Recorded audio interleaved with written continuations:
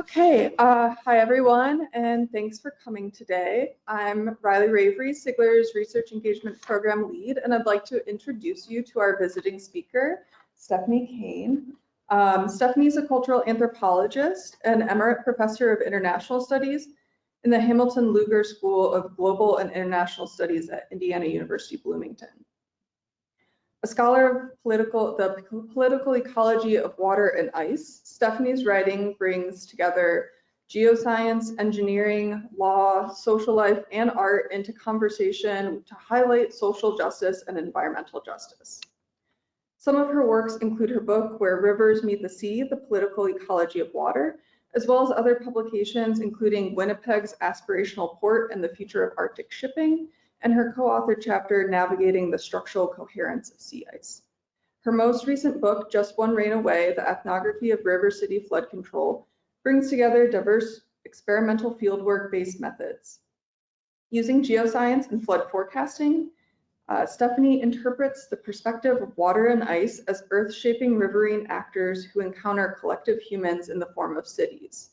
By drawing on official post-disaster reports, novels, a play, personal experience, narratives, and an emergency press conference, Just One Rain Away writes humanity's existential climate-changing moment into the peculiar place-based intersection of historical and geological time.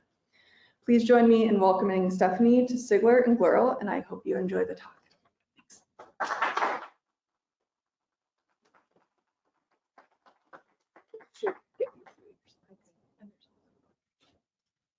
Okay, I'm gonna not use. Hi, everybody. I'm so humbled to be here amongst you.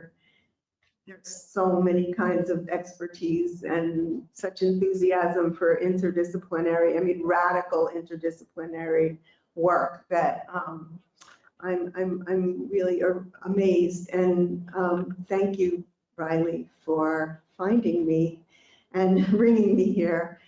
So I'm just going to jump in.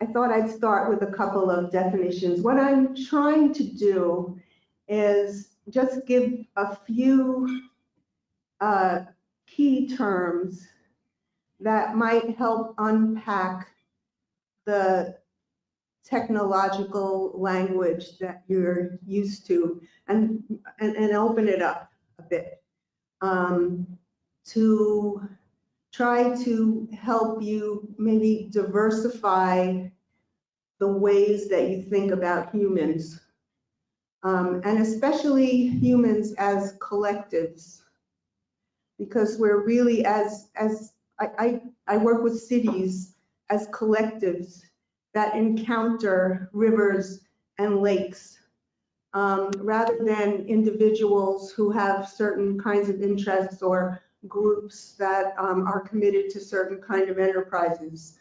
So how did it come that we built these cities, embed them in the surface of the planet in the way that we do? Forecasting, if we define it ethnographically, there's a couple of different ways to think about it. So the science and I'm trying to figure out this, maybe I should use this one. Do I have to turn this one off, Margaret, if I turn this one on? No, okay. Okay, great. So I'm going to come out here. Can I go out there without messing up your camera thing? Okay. Because I have to read. And so flood forecasting, science and art of finding paths and way stations that guide decision making. I was hearing a lot of this morning. From the individuals I spoke to and from the meeting that I attended on flood forecasting. So we're in, decision-making and action in dynamic and diverse hydrological socio-techno spaces. And I highlighted socio-techno spaces because we don't have any nature anymore on the planet. We have to get into that. There's no more nature. It's also socio-techno nature spaces, right? And it's also about interpretation and communication of what? Of the experience we have of walking on the planet by rivers, of the data that we collect, and of the images we use to interpret what we're seeing and what we're experiencing and how we're communicating that to people.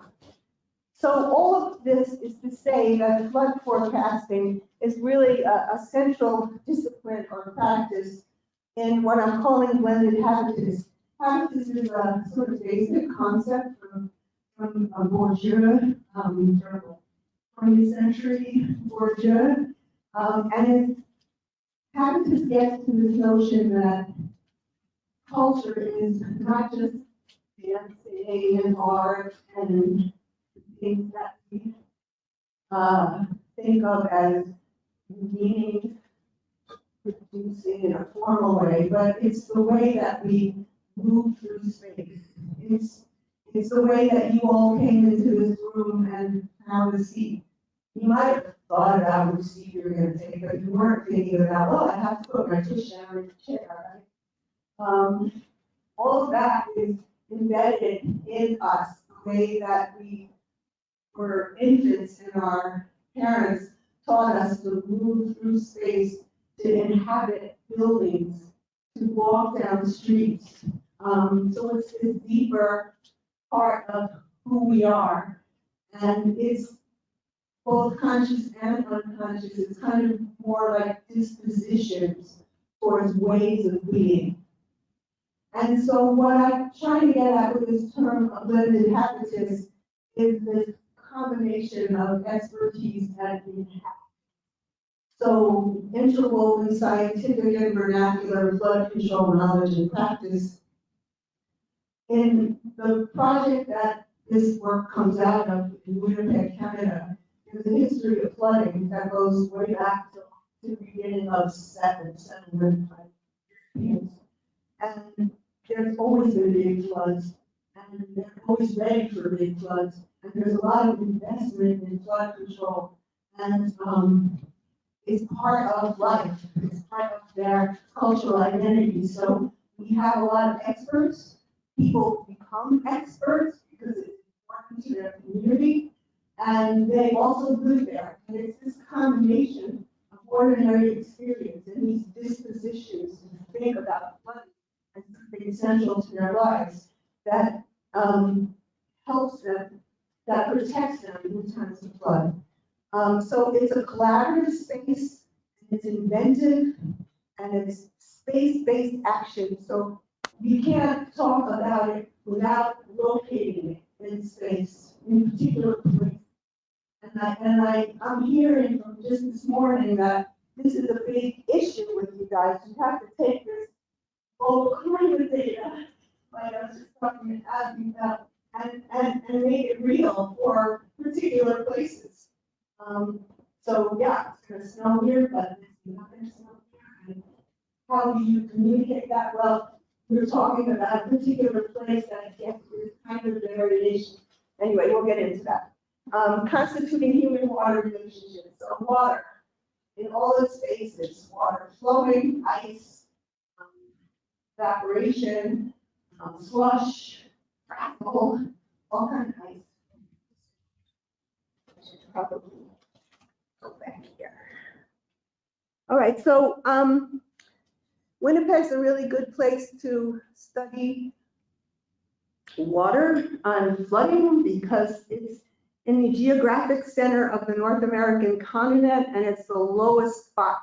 And this is the watershed of Lake Winnipeg, which is this. Is there a pointer on this?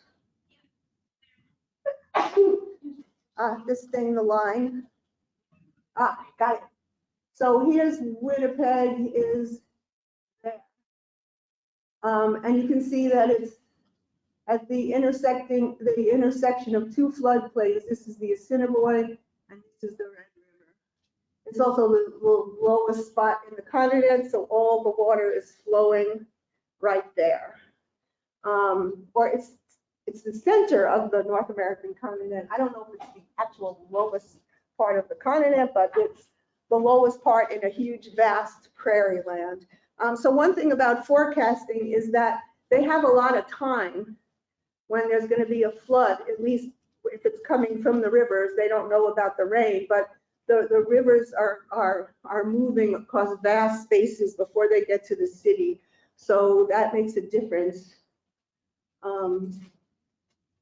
So everything in the flood control system that they have is organized to protect the city, and in particular where the confluence of these two rivers are, which they call the forks, for some reason that I think has to do with the settlers from Scotland who came down from the north instead of the south. It has always confused me. So there was no infrastructure except for, oops, sorry, I'm not doing this right. Okay, I'm sorry, I'll try to be disciplined about this. So people built dikes and they built ditches, and there's all kind of hand and machine made shaping of the land to move water around, but there was no major infrastructure until after the 1950 flood. So that's when we have the modern system gets built after that. So on the left is Winnipeg at the forks, and you can see it's all wet. And here's now in 2014 anyway, the forks has been developed since the 1990s. There's restaurants and hotels and stores, and it used to be, and I was visited in 1991, it was just a floodplain. There was nothing there. So all of this development is made possible by the system of flood control.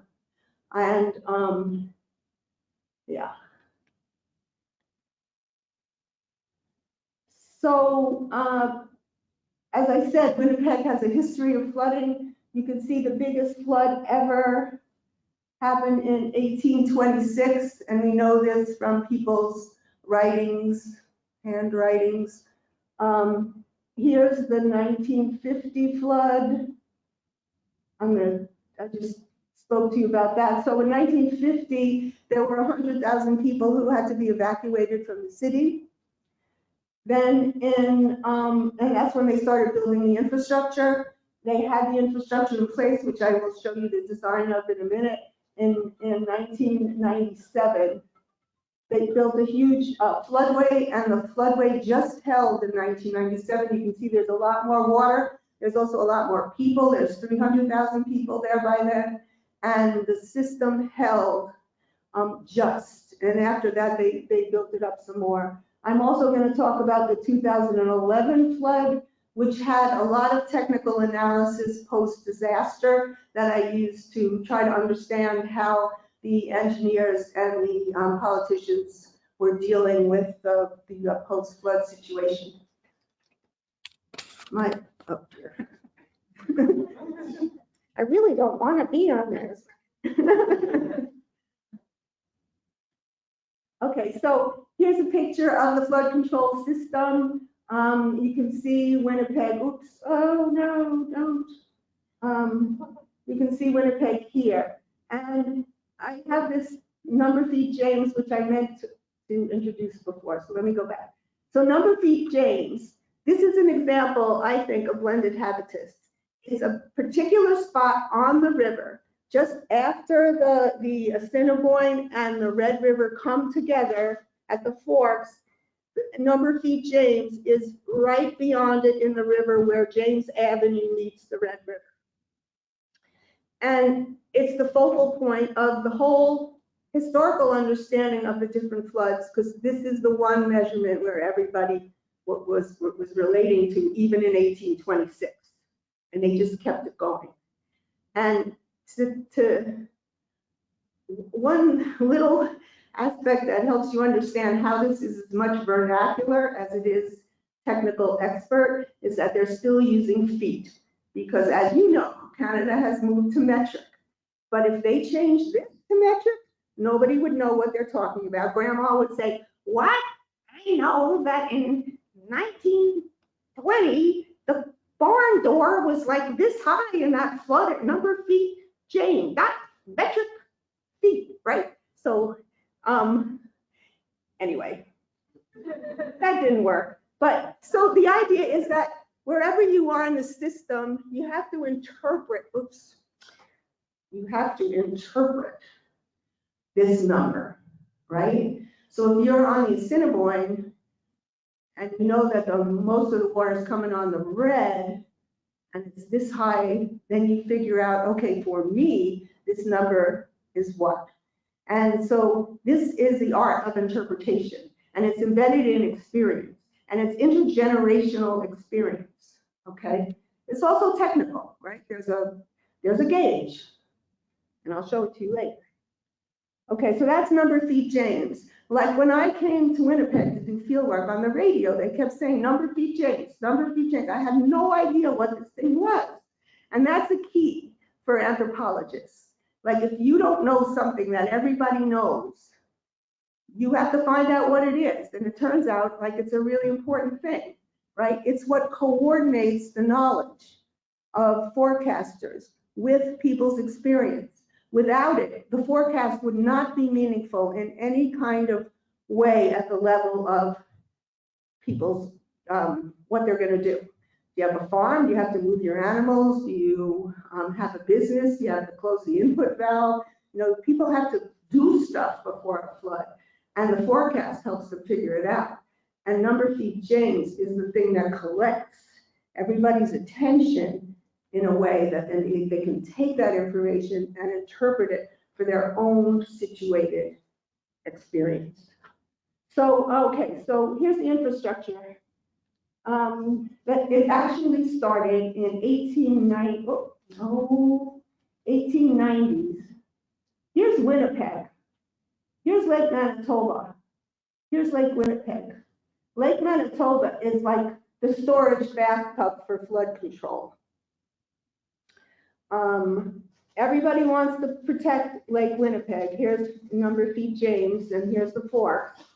So there's various ways of doing that.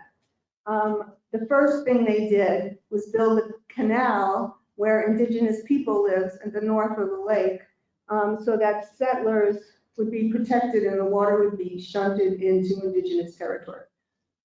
Not accidental.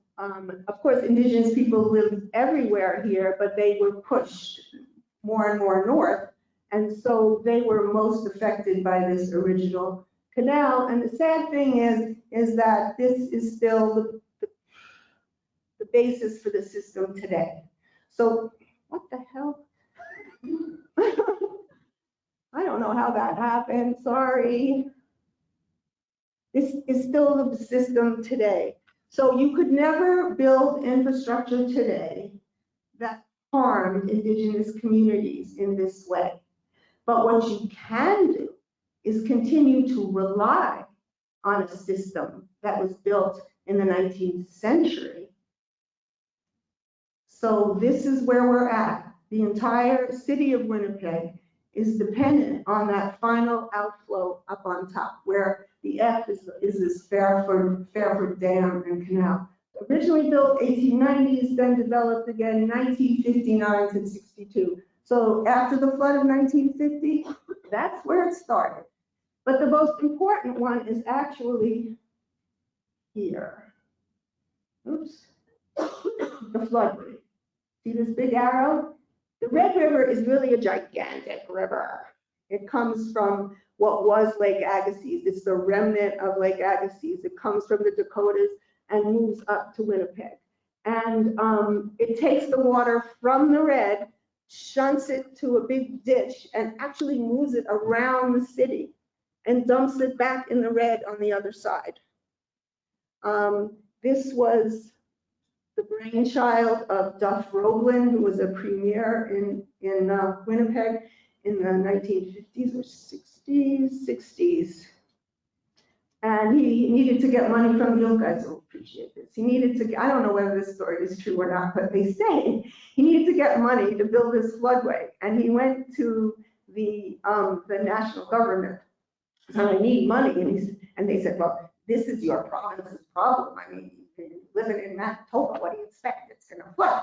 And he said, well, then I'll just build something on the border with the U.S. to shunt the water back into the United States. we'll see how you feel, whether this is just a provincial matter or not. So anyway, he got the money and he built it. And that's what saved the city in 1997 when they were close to evacuating 300,000 people. If there was going to be one more rain upriver, they would have had to evacuate. But the floodway just helped. Okay, so that's the floodway. This is probably the most contentious. This is the portage diversion. So it takes the water out of the Assiniboine and shoves it into the lake, ultimately to flow out here and into Lake Winnipeg and then out to Hudson Bay. This is very political because you're hurting the people on the lake that get flooded out because you have more water in the lake and you have a storm and the wind blows and so the more water you have, the more the wind's going to hurt. And so these people get sacrificed for these people, and these people get sacrificed ultimately for everybody. And then you have the Shelmet Dam, which takes the water. The Assiniboine comes in from Saskatchewan from higher level elevations, and there's a dam, and that controls the water that's coming into the province from the Assiniboine. The Assiniboine is a river that was there before the glaciers, and it met the glacier. It met Lake Agassiz when the glacier started to melt and formed a delta. I'll show you that later. So that's the basic infrastructure. Okay. So here's some examples of blended habitus that I wanted to share with you, just to give you an idea of the texture, because I know you're all struggling with how to translate and understand the people on the ground and what they know and how they can link what they know to what you're telling them in the moment in a forecast. So I wanted to give you some examples of what I thought of as blended habitus, which is an example, a kind of expertise that comes from experience and mixes with technical expertise. And sometimes it's in the person of the engineer, because the engineer also lives there, right? The forecaster lives there, but with more or less experience of the actual terrain. So this Z-dike. So in 1997, the water's coming up. What happens is, why this flooding happens in the spring, and historically it happens in the spring, and the whole system is set up for the spring, is ice. So the water starts melting in the Dakotas, where the red originates, and it starts flowing up, and it hits the ice in Winnipeg, which is still cold. And when it hits the ice in the channel, it comes up and over and spreads over the prairie and becomes the Red Sea. So hence the floodway has a little dam and it shunts it around the ditch, right? But it also has wings on the side. So if there was this man, Mr. Richardson, who lives in the neighborhood near the bottom of the dam, and he's seeing that he lives there, but he's also worked for water resources, and then at that time worked for the highway department, and he's doing his calculations, and he's looking at the forecast, and he's saying, this is not going to hold. The Red Sea is going to go right around the wings of this infrastructure. And he called his colleagues at Water Resources, and in hours, they mobilized teams to go and do the ground level work to figure out how to build this dike and where to build it. And they in 3 days, they built a dike that would normally take months to build and extended out the wings of the floodway. And they took the earth from the farmland that was right there and placed it on top. And they also threw on old buses and smashed cars and just took everything. This is the thrown togetherness of infrastructure in emergencies. And so, yeah, that's somebody who was living there and he cared about his neighborhood, and he's like looking at the data and looking at the rain and looking at the land and looking at the infrastructure and thinking, this isn't going to hold. So it was his combination of being a person from the neighborhood and having that expertise, and then having the professional network to get that whole thing in gear in days that made this happen. And that's what I really mean when I'm talking about blended habitats, this combination, which is, I think, characteristic of Winnipeg in particular around flooding.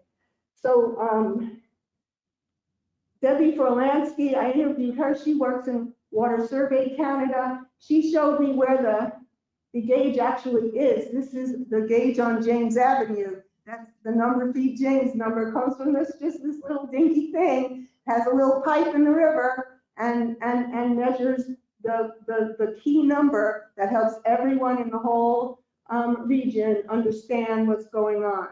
And I couldn't find it. I tried, I tromped around, but I couldn't find it. And she showed me it was in the weeds. Okay, this is another example. Wall Through Time is the name of it. This is at the Forks. So imagine, you know, the Forks is now a place where people come on a Saturday and Sunday afternoon with their families. And there's this wall and it goes up from the river to where the shops are up above, where the restaurants are. So people, you know, are taking walks to the river with their families and they're walking by this wall and you see the blue line on the wall. And that blue line signifies where the 1950 flood was. So in my mind, think about habitus again, the unconsciousness of this knowledge and this commitment to flood control happens because, see that little kid? The little kid there? He would be drowned in a second. And his dad would probably be too. And I think people walk by and they're cognizant of what engineering has done for them. It has allowed them to live in this space of the city without having to worry, right? And so I think it's things like this where you're not consciously, but you're unconsciously remembering that but for the flood control engineering, you would not be able to be here safely at certain times of year. So that's another example, in my mind, a cultural example of how we cultivate certain ways of being. This here is a moccasin footprint that archaeologists found. They were legally responsible for looking under in the land where they were going to build this new National Canadian Museum of Human Rights. And they found this footprint in the gumbo, which is what they call mud, from 750 years ago, more or less. And then they built a museum on top of it. So who knows what other stuff is underneath there. So much for human rights. The Human Rights Museum is really an architectural beauty, and it has a lot of interesting stuff in it, but it doesn't deal with flood control in Manitoba at all, or really any local issues at all. So there was a lot of complaining about the money spent. Okay, so here's, I'm going to talk about hoop and holler. This is disaster prep sandbags. Sandbags are the most important form of flood control in that last time before a flood comes. Its forecasts are there to tell people where to put the sandbags. Sandbags forecasts. So these are military guys, because when there's emergency, the rules go out the door and the military is brought in and flood control engineers have free pass. Pretty much. So that's another example of the sandbagging. You know, everybody in Winnipeg knows, like, when there's a flood and your house is not at risk, you go to where the neighborhood is that needs help, and you help, and the family gives you coffee and sandwiches, and everybody takes part, right? This is part of the fabric of their being. And next to it is this wonderful man, Bill Rainey, now retired, who's teaching this class on geomorphology, taking us around the valley of the Assiniboine and showing us all the different pathways and what really is the geophysical dynamics that underlie the plain. Okay. So technozone, everybody talks about ecology, and ecosystems and ecological zones, and it's applying to everything. I think Andy Barry's idea of technozone is actually more appropriate. I'm going to read it. Infrastructured and regulated force fields. So not just the infrastructure, but the force field created by that. So the force field assumes dominion. So this is like for environmental governance people, this is how infrastructure and regulations and operations create the power to shape a territory. It's a kind of territorialization using technology. Okay. So assume dominion over spatial expanses by establishing standards, practices, and operational forms that distinguish what happens within and beside it from what happens beyond their reach. So I was confused because I knew that flood control was trying to stop the water, but I also knew that Manitoba Hydro, which uses Lake Winnipeg and all these other lakes, it moved this whole river system into this river system and shunts it out through a series of step dams that suck out the electrical power and goes out into Hudson Bay. I couldn't figure out how Manitoba and Hydro and the flood control system, MIT, inhabited the same territory because it seemed like they would have contradictory, that their whole mission was contradictory. But it turns out that when people say, when these organizations say that they are provincial, they're not really occupying the province. These two organizations, MIT, the Ministry of Infrastructure and Transport, they're just down here where the people are, near the US border, where the farmland is. The rest of the province, wow, that's Manitoba Hydro territory. So all of this is where the dams are. So these are like metaphorical graphs. I just based it on where the major infrastructures were my points. But the idea of the technozone is that you take control, but you don't have control because it's a vast amount of land and all this stuff is going on. So you don't know how it's affecting the bacteria and the algae and the mollusks and the fish. You don't know even how it's affecting the people until they tell you. But you have these rules and you try to make the rules fair, but there's no way that you can really make them fair because you can never get to all that complexity. And that's the technozone. All right, how am I doing for time? Oh, there, I see the time. I better hurry up. Okay. So I think this is an important idea that I really hope to get across to you, and that is the idea of infrastructural outsiders and spatial justice. By the way, I forgot to say that this idea of spatial justice is the name of a book by Philippopoulos Mihalopoulos. I can give you the reference later if anybody wants. It's a fabulous book, and the idea is that there's a kind of justice that depends on how people occupy space. Not who they are, not their ethnicity, not their race, not their class, not their religion, not their sexuality, but where they live or where they have their businesses, how they occupy space. And I already talked about the colonial underpinnings of the modern technozone, so you know what I'm talking about, because this kind of changes the equation. I didn't understand the indigenous thing when I got to Canada. And I just assumed that people who are outside the protected zones I was thinking of them as infrastructural minorities, in the sense that, well, first of all, you can't build an infrastructural system that protects everybody. The water's got to go somewhere. There's always people and communities that are going to be sacrificed, and our jobs are to figure out who they are and how to figure out how to help them, or at least mitigate the damage that's going to happen to them as a result of operating the flood control infrastructure that's meant to protect the city. But you have a whole province, okay? So there's my little technozone the big technozone drawing, and I took out this one little part, and oh dear, this red line migrated. This community is actually on this side of the lake, on the east side of the lake. So in the Assiniboine flood of 2011, I'm counting that as the first time that engineers said, oh my God, this is climate change. They didn't know how to deal with it, but they knew that it was there because the whole system, remember, is built for the Red River coming up, hitting that ice, and spreading over the prairie. How do you manage that?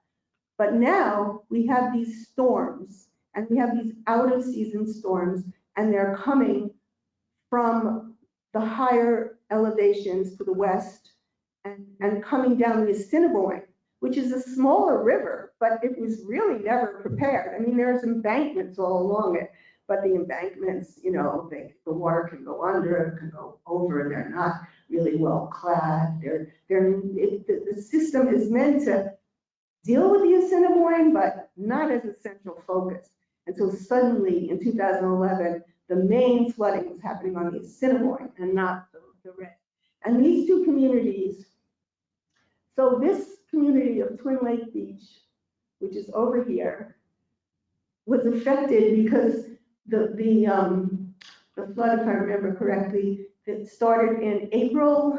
There had been a lot of snow, and then it kept raining and snowing and raining and snowing. So by the time it got to like May, and May 31st, I believe, was the catastrophe day, there was a storm, and the storm, the winds, the prevailing winds come from the northwest, and they just moved that lake water, which was already over the level that it was supposed to be because it was being used as a storage container, moved it and destroyed this community. This is what it looked like. This is a community of cottagers, which means that a lot of people from the city build summer cottages or retirement cottages, but there are also farms and people who live there all year round. And so I learned what I learned from a biologist named Steve Forbes, whose family was building a cottage there. And so he is a person who's a scientist, so he was looking at it ecologically, and he was also writing letters to the newspaper all the time about how the mismanagement of the portage diversion is causing lake people to have more destruction than necessary. And he was arguing, so remember, the portage diversion takes the water from the Assiniboine River and diverts it into Lake Manitoba before it goes on to reach Winnipeg.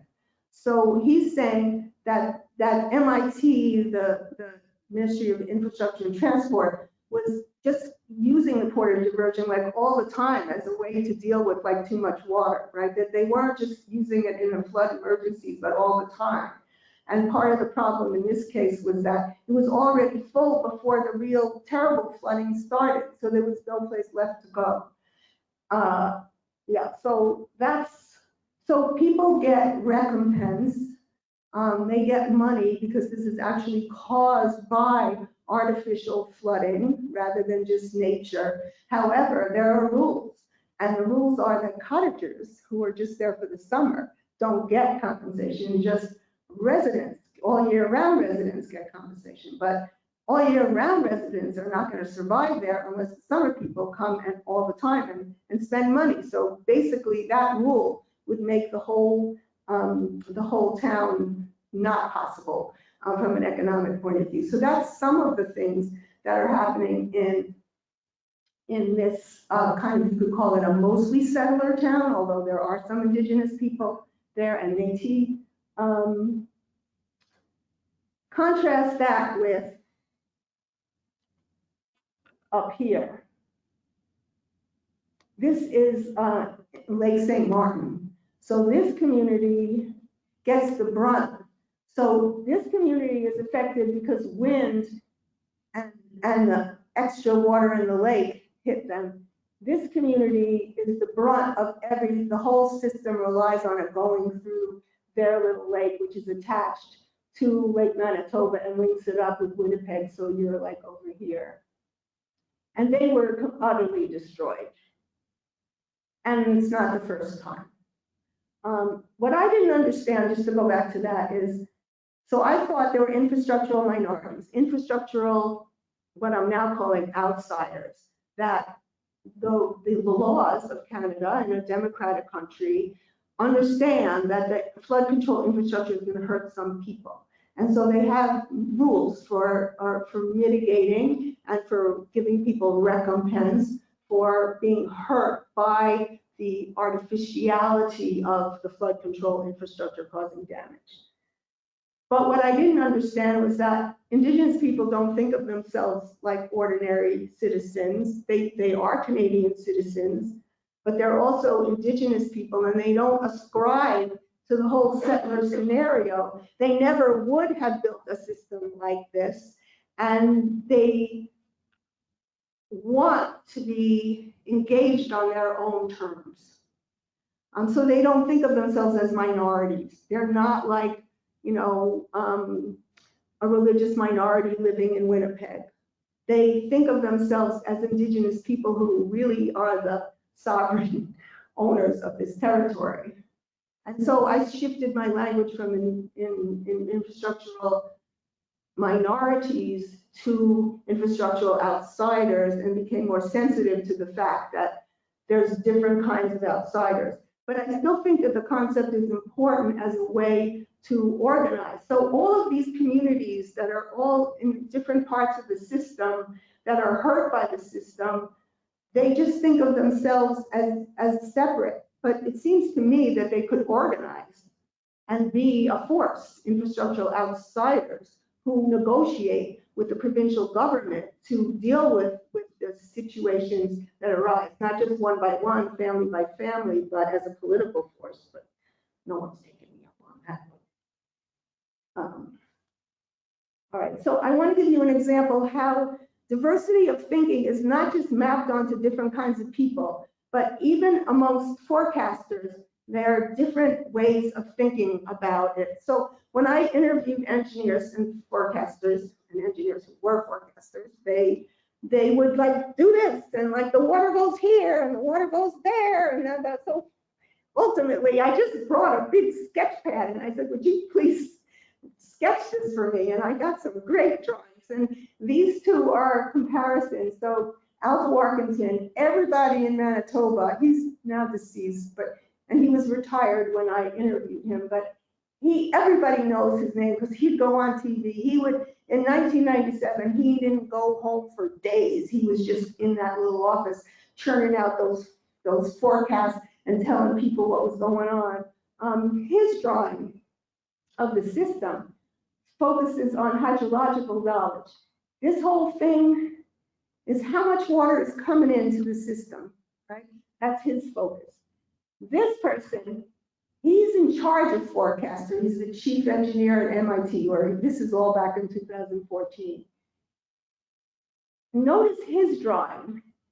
So think about the water coming in, but he's interested in the hydraulics. He wants the water going out. And notice the violence of his pen here, right? There's the colonial infrastructure underlying the modern system.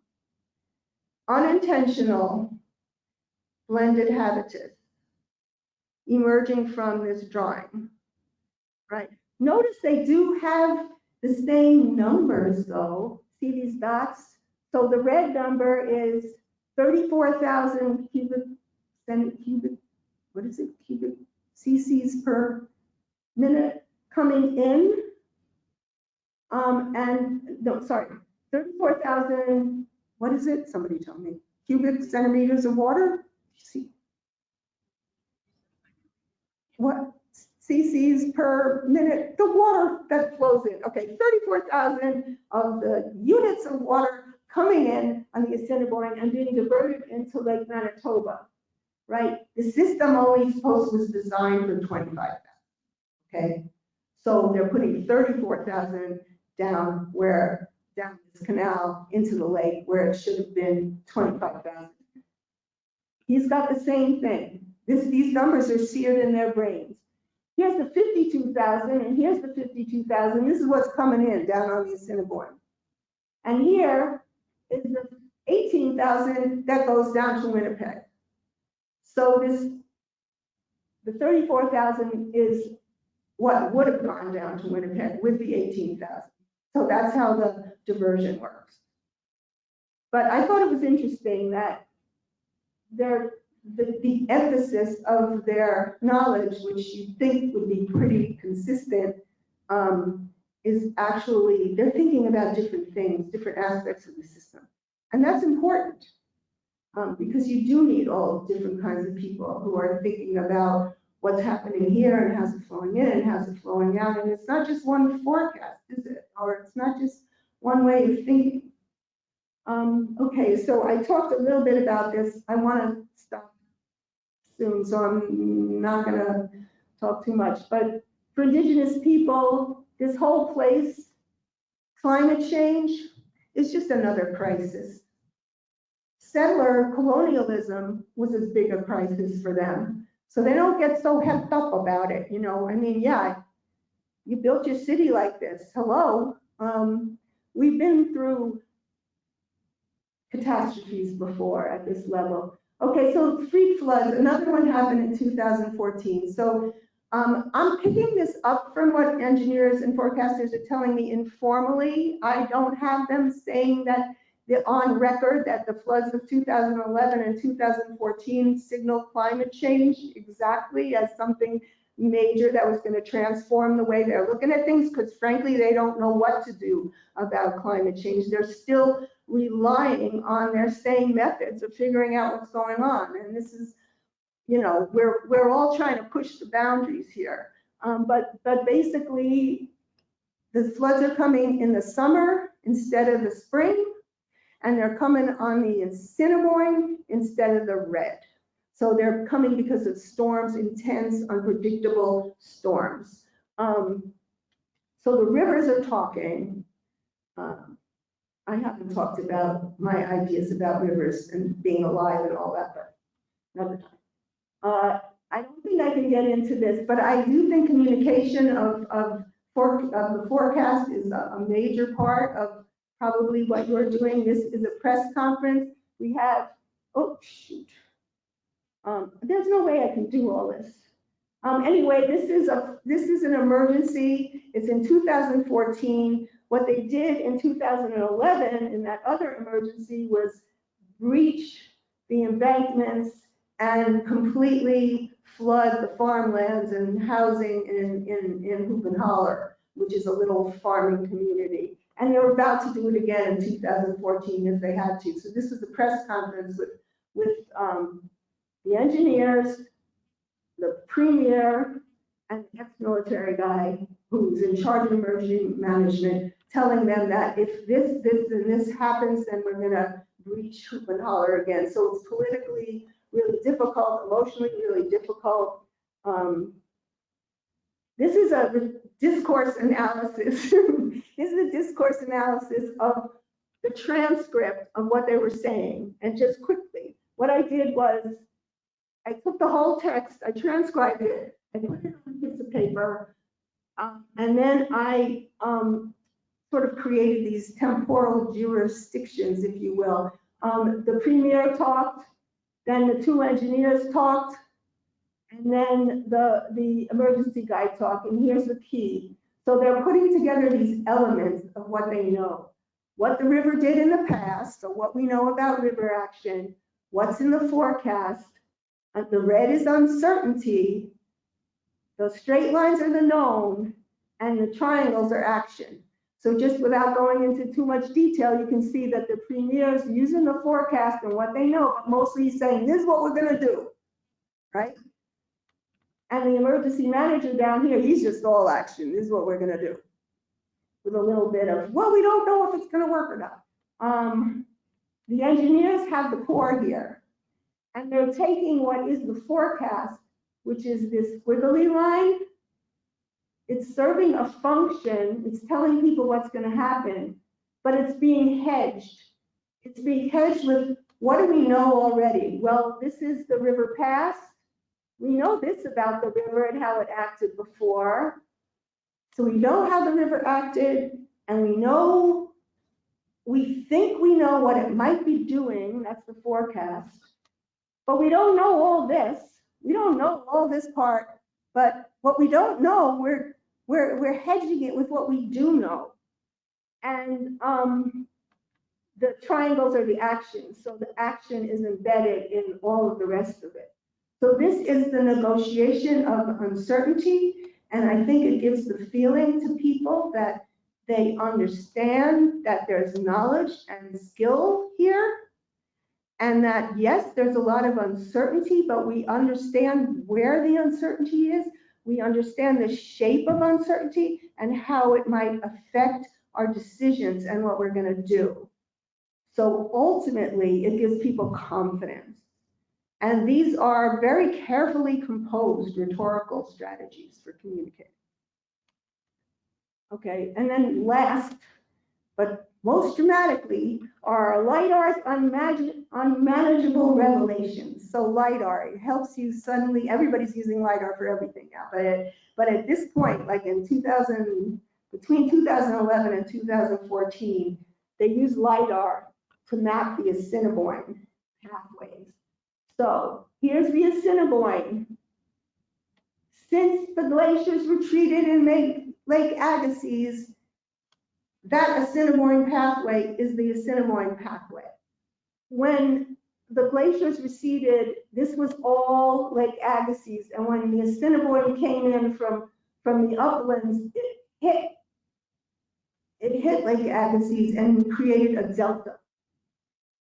And over geological time, the Assiniboine took all these different pathways.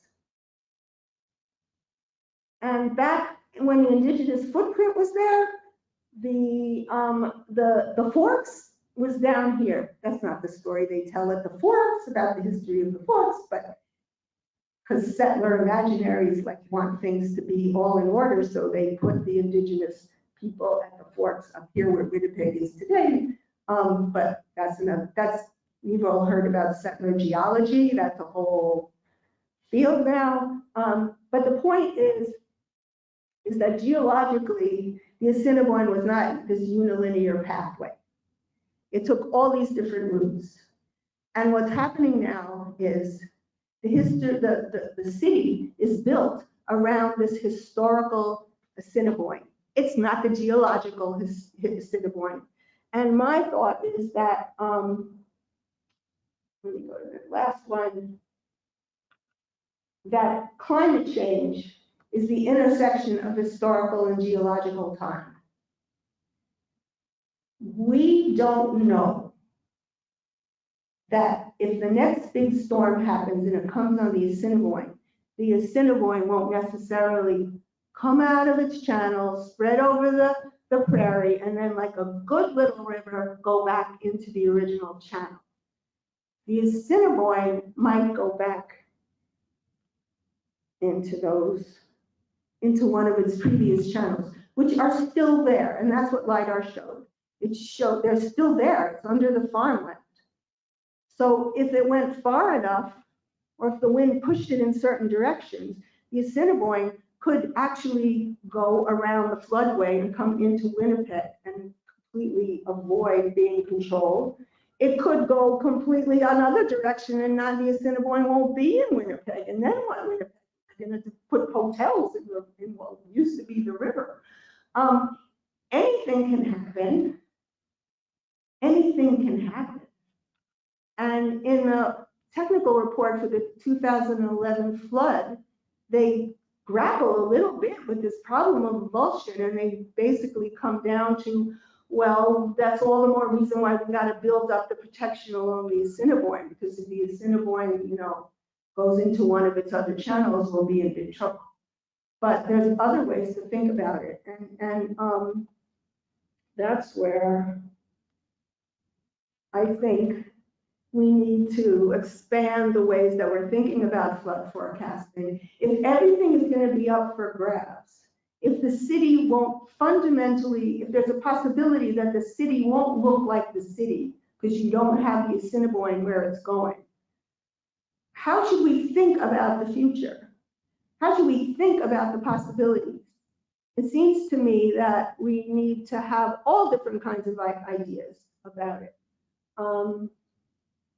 And that we need to enhance the fundamental thrown togetherness, not just of things like the Z-dike, which got built in 3 days in 1997, but the fundamental thrown togetherness of our whole geological system in the time of climate change. That idea of thrown togetherness comes from a geography massey. I have to stop. But lastly, so open forecasting to diverse influences, traditions, and expressive genres, which I think you all are doing very beautifully here. Thank you.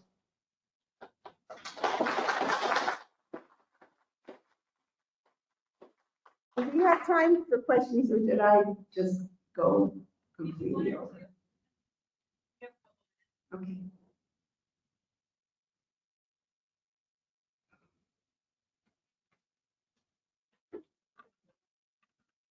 Oh, here. Oh, I don't know.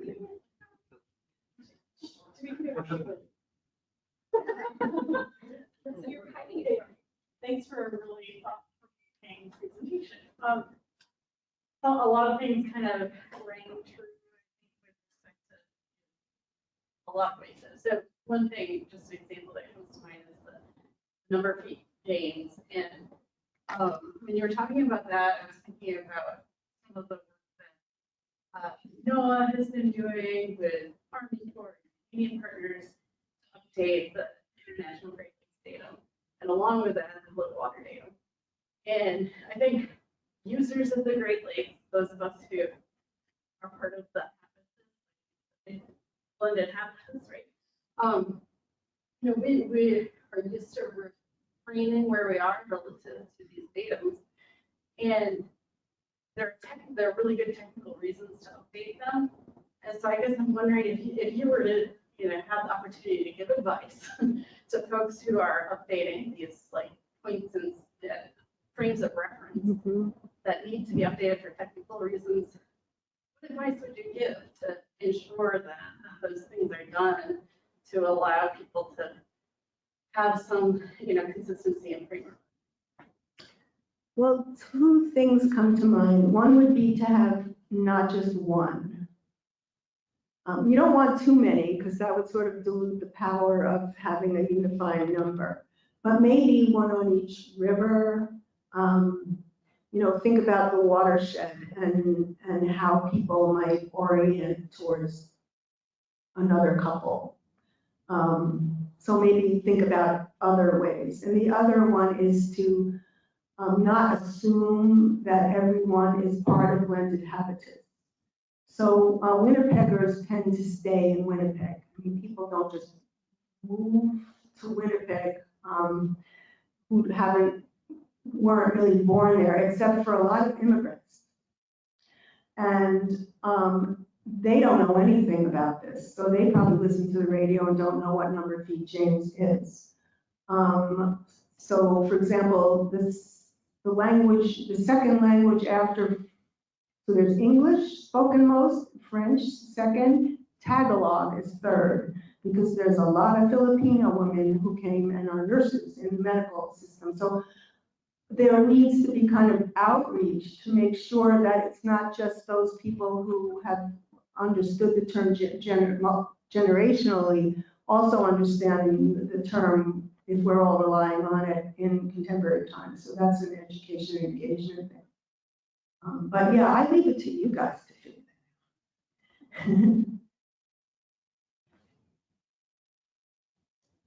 that out. Uh-oh. I think we're good. Actually, a little bit over time. Okay.